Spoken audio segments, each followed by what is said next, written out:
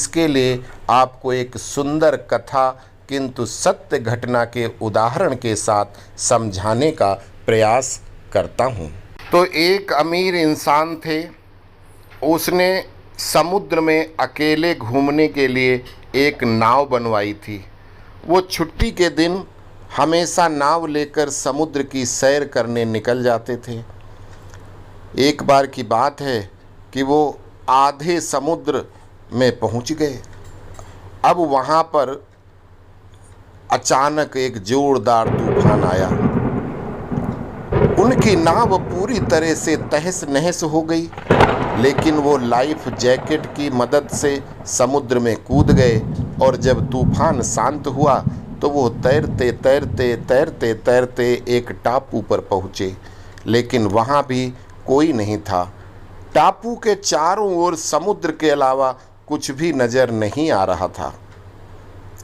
उस आदमी ने सोचा कि जब मैंने पूरी जिंदगी में किसी का भी बुरा नहीं किया तो मेरे साथ ऐसा क्यों हुआ। उस इंसान को लगा कि ईश्वर ने मौत से बचाया तो आगे का रास्ता भी वो ही बताएंगे, क्योंकि उस इंसान को हमेशा ईश्वर पे बहुत विश्वास रहता था। धीरे धीरे वो वहाँ पर उगे झाड़ फल पत्ते खाकर दिन बिताने लगा। अब धीरे धीरे उसकी आस टूटने लगी, ईश्वर पर से उसका यकीन उठने लगा।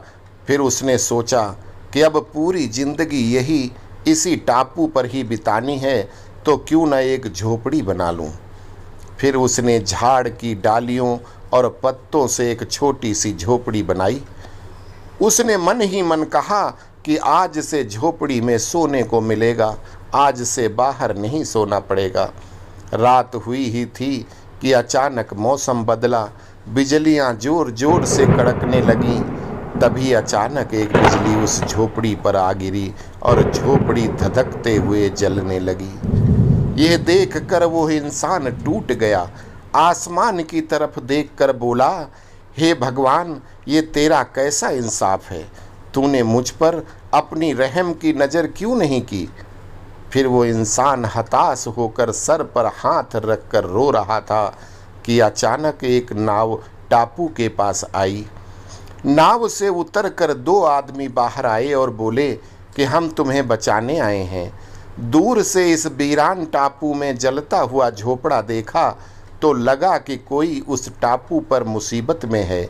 अगर तुम अपनी झोपड़ी नहीं जलाते तो हमें पता ही नहीं चलता कि टापू पर कोई है।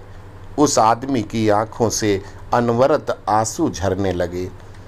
उसने ईश्वर से माफ़ी मांगी और बोला कि हे भगवान, मुझे क्या पता था कि तूने मुझे बचाने के लिए ही मेरी झोपड़ी जलाई थी।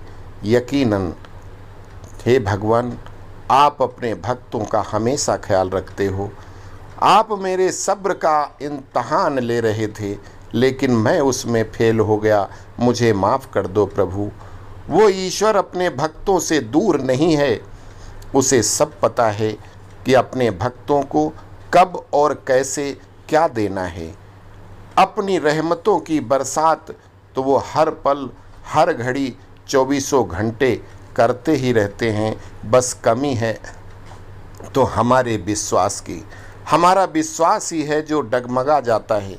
जब एक सांसारिक पिता ही अपने बच्चे को दुख तकलीफ़ों में नहीं देख सकता, तो जिस पिता ने उस सृष्टि की रचना की है वो भला भगवान, वो प्रभु, वो परमात्मा, वो श्री राम अपने बच्चों के बीच में मझधार में कैसे छोड़ सकता है, तकलीफ़ में कैसे छोड़ सकता है।